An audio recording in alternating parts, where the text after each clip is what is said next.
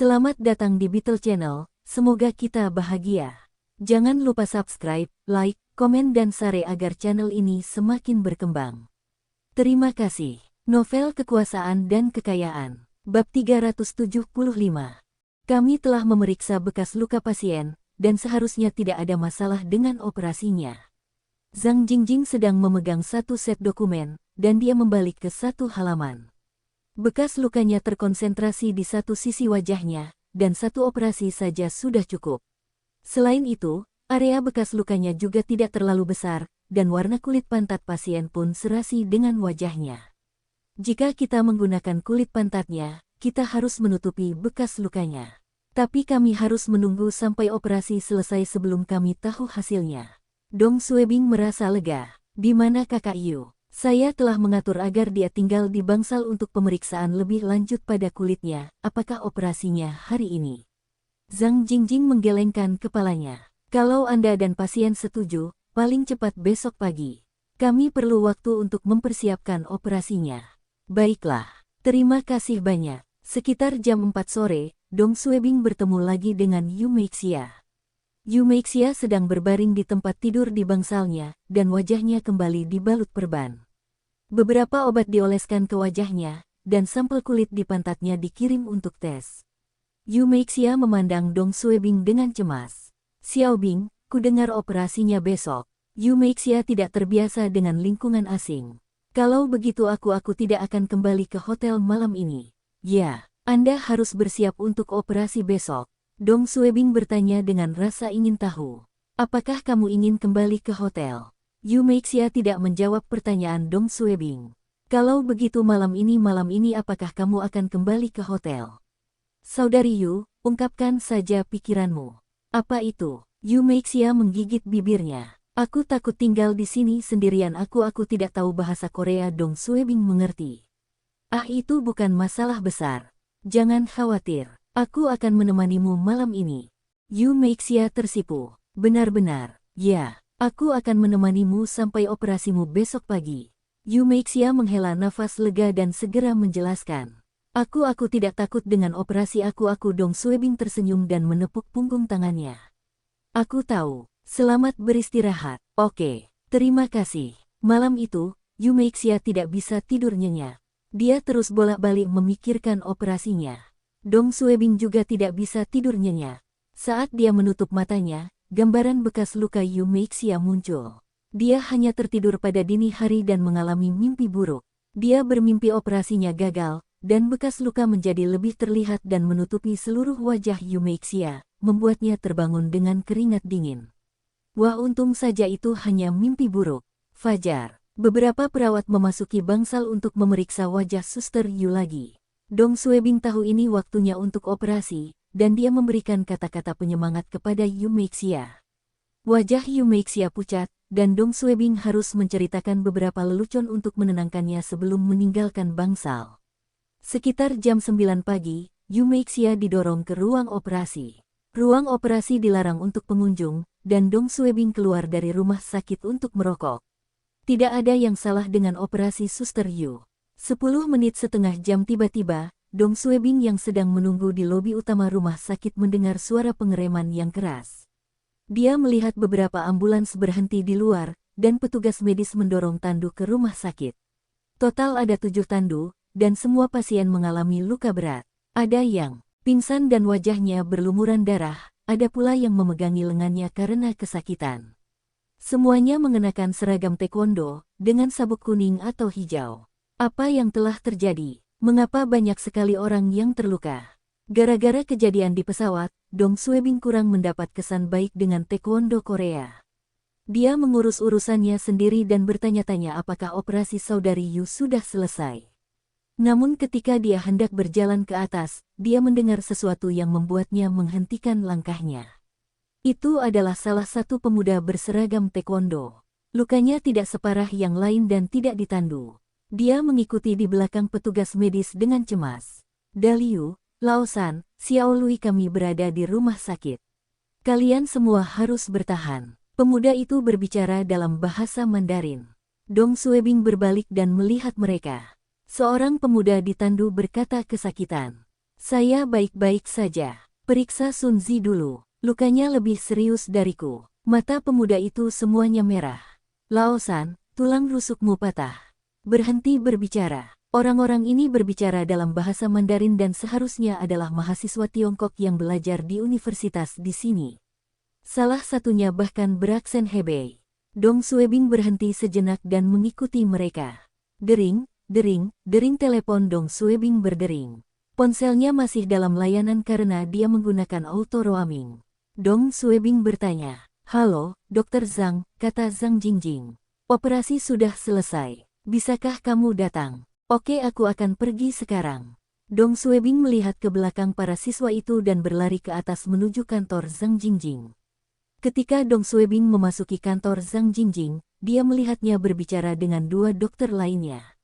Dong Suebing menarik napas dalam-dalam dan bertanya, "Dokter Zhang, bagaimana operasinya?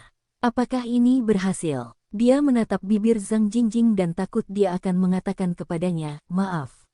Zhang Jingjing meletakkan file yang dipegangnya dan mengangguk. "Guru Kim yang menangani operasinya, dan saya kemudian bergabung. Tapi dari apa yang saya lihat, operasinya sangat sukses karena warna kulitnya hampir sama." Guru Kim mengatakan bahwa pasien memiliki peluang besar untuk memulihkan penampilannya. "Bagian penting sekarang adalah perawatan pasca operasi. Kita harus menjaga pola makan dan gerakan wajahnya. Saya akan menulis daftar hal-hal yang harus diwaspadai dalam bahasa Mandarin untuk Anda nanti, dan dia harus tetap di rumah sakit selama beberapa hari lagi karena kami harus memantau penyembuhan kulit yang dicangkok. Jika semuanya baik-baik saja, dia bisa keluar dari rumah sakit dalam waktu sekitar 3 minggu. Kesuksesan. Dong Suebing segera berjalan mendekat untuk menjabat tangan Zhang Jingjing dan Dr. Kim. Terima kasih banyak." Zhang Jingjing tertawa. "Ayo pergi dan lihat pasiennya." "Oke, bagaimana kabar kakak Yu sekarang?" Dong Suebing bertanya. Zhang Jingjing dan Dong Suebing keluar dari kantor.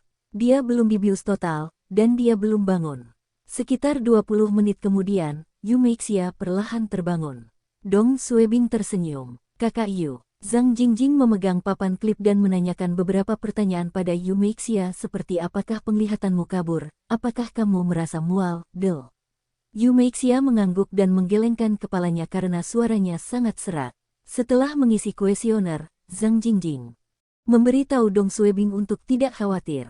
Pasien biasanya mengalami mual dan muntah setelah anestesi umum. Dia akan baik-baik saja dalam beberapa jam. Zhang Jingjing pergi, dan saudari Yu menjadi cemas dan mencoba berbicara. "Berhenti, dengarkan saja aku." Dong Suebing tahu apa yang ingin ditanyakan Yu Meixia. Dia tertawa. "Dokter Zhang mengatakan operasinya berhasil, dan peluang Anda untuk memulihkan penampilan Anda sangat tinggi." Yu Meixia menatap Dong Suebing, dan matanya berkaca-kaca. Dong Suebing tertawa. "Apakah kamu lega sekarang?" Yu Meixia mengangguk, dan air matanya mulai mengalir. "Berhenti menangis." Dong Suebing dengan cepat menyeka air matanya. "Lukamu belum sembuh, dan air matamu mungkin menyebabkan infeksi.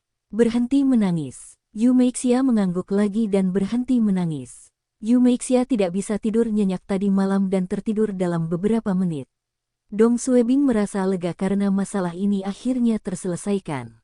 Dia menghela nafas dan melihat keluar jendela. Sudah lama sejak dia merasa begitu santai. "Oh, para siswa itu." Dong Suebing kembali ke lobi rumah sakit untuk mencari para siswa. Dong Suebing melihat sekeliling lobi tetapi tidak melihat para siswa itu. Dia tidak bisa berbahasa Korea dan tidak bisa bertanya kepada staf di sana. Tepat ketika dia hendak menelepon Zhang Jingjing, dia melihat sosok yang dikenalnya bergegas ke rumah sakit. Itu adalah Lian, dan dia berlari melewati Dong Suebing tanpa menyadarinya. "Lian!" Dong Suebing berseru. Lian berbalik. "Kamu adalah Dong Suebing?" Dong Suebing bertanya. "Kenapa kamu ada di rumah sakit? Apakah seseorang dari keluargamu sakit?" Lian menjawab dengan marah. "Jangan sebutkan itu. Beberapa teman sekelas saya dipukuli, sial. Aku marah ketika memikirkannya." Dong Suebing bertanya. "Saya melihat ambulans mengirim beberapa pria berseragam taekwondo ke sini. Mereka teman sekelasmu." "Ya, Anda melihatnya. Apa yang telah terjadi? Siapa yang memukuli mereka dengan kejam?" "Saya sedang terburu-buru menemui mereka, dan saya akan menjelaskannya di jalan. Dalam perjalanannya, Dong Suebing mengetahui apa yang terjadi. Teman sekelas Lian dan beberapa siswa Tionghoa lainnya adalah siswa sekolah Tianma Taekwondo. Selama pelatihan pagi mereka, beberapa pemuda Korea mulai berdiskusi tentang politik dan menghina orang Tiongkok. Para pelajar Tiongkok mendengarnya, dan kedua belah pihak mulai berdebat. Saat itu, instrukturnya tidak ada, dan para pemuda Korea tersebut memulai pertarungan. Lebih dari 30 pelajar Korea memukuli 9 pelajar Tiongkok. Pada akhirnya, beberapa pelajar Tiongkok itu terluka parah. 3 di antaranya mengalami patah tulang, dan 1 di antaranya hampir meninggal dan kini koma. Dong Suebing mengerutkan kening. Ini sangat serius. Di mana penanggung jawab sekolah taekwondo itu? Dia tidak muncul sama sekali. Aku bahkan belum melihatnya sampai sekarang. Lian mengutuk. Bangsi ini, perkelahian terjadi di sekolah taekwondo, dan sekolah tersebut bahkan tidak mengirim siapapun untuk memeriksa teman-temanku. Setelah beberapa saat, Lian membawa Dong Suebing menemui beberapa siswa yang terluka. Chen Dahui adalah satu-satunya siswa yang tidak terluka parah, dan dia berdebat dengan seorang dokter dalam bahasa Korea. Dahui, Lian bergegas maju. Chen Dahui berbalik. Lian, Anda berada di sini pada waktu yang tepat. Apakah kamu membawa uang? Jawab Lian, saya tidak punya banyak uang sekarang. Apa yang telah terjadi? Chen Dahui menjawab dengan marah. Laosan, mereka semua telah menerima pertolongan pertama dasar, tetapi dokter ingin kita membayar uang jaminan dan biaya pengobatan, atau mereka tidak akan mengobatinya.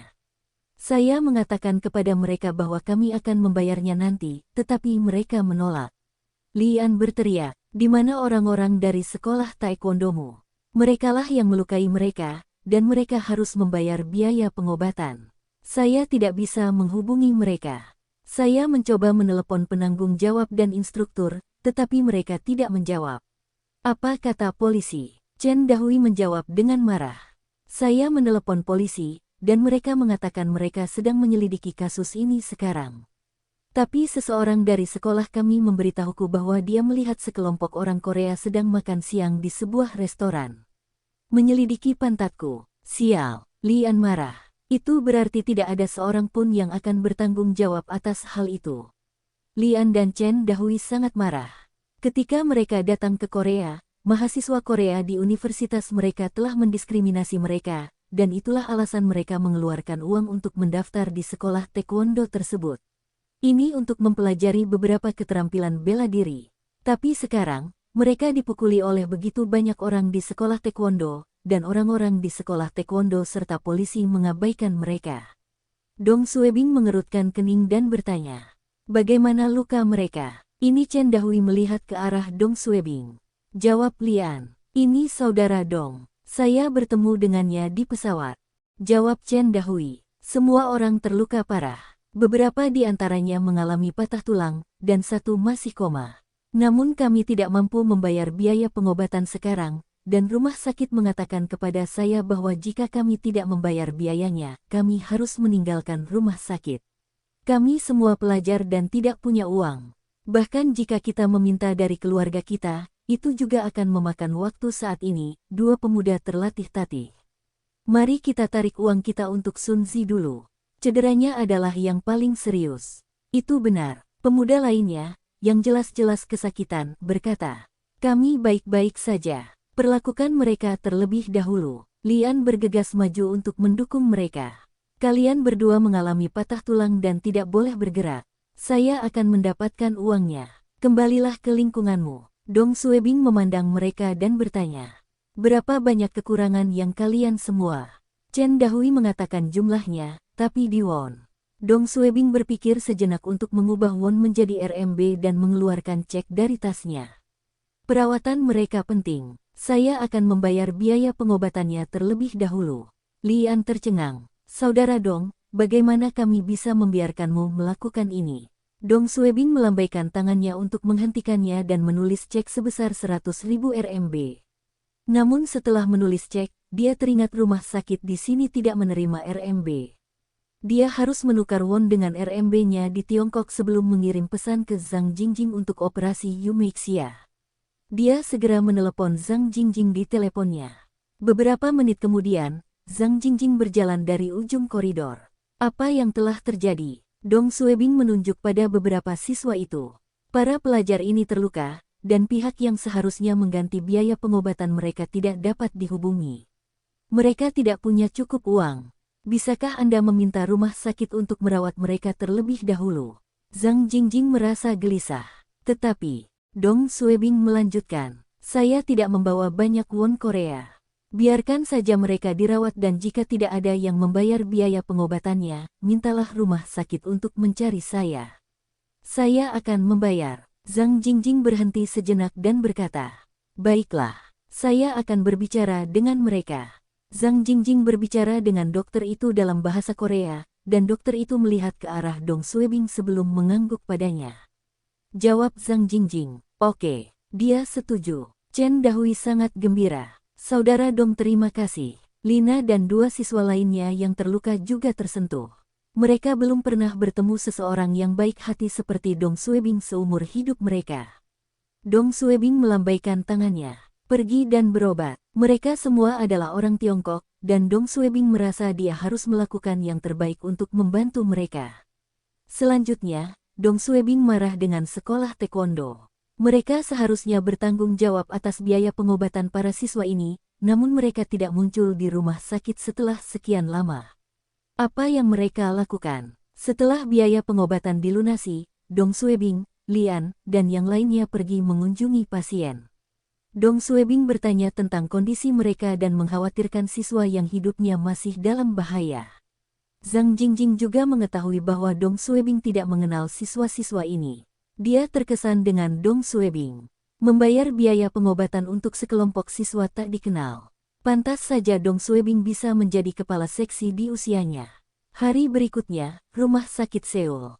Dong Suebing meninggalkan bangsal Yu Meixia untuk turun mengunjungi siswa luar negeri itu.